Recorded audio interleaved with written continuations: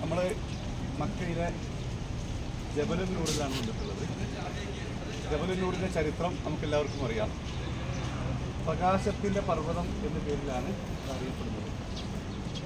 മഹാനായ നബി തിരുമേനി സല്ലല്ലാഹു അലൈഹി വസല്ലമ ഈ പർവ്വതത്തിൻ്റെ മുകളിലെ ഗുഹയായ ഹിറാ ഗുഹയിൽ വന്നിരിക്കുന്ന സമയത്താണ്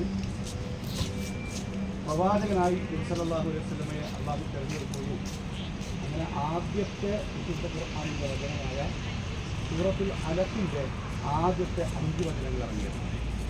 ചിലർക്കറിയില്ല സൂറത്തുൽ അലഖ്, നമുക്ക് നോക്കി നോക്കാം. ബിസ്മില്ലാഹിർ റഹ്മാനിർ റഹീം.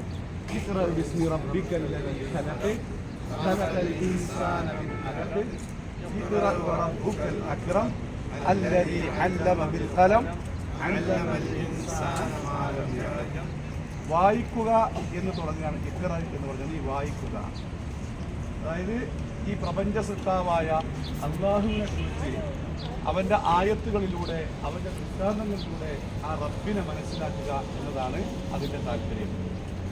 അപ്പോൾ നമ്മൾ കണ്ടെത്തിയിട്ടുള്ള ഈ താഴ്വരയിൽ അനുഗ്രഹീതമായ ഒരു സ്ഥലം, അതായത് ജബലുന്നൂർ. എന്നാൽ അവിടെ പ്രത്യേകിച്ച് പ്രാർത്ഥനകളോ അതുപോലെ തന്നെ പ്രത്യേക നമസ്കാരമോ ഒന്നുമില്ല.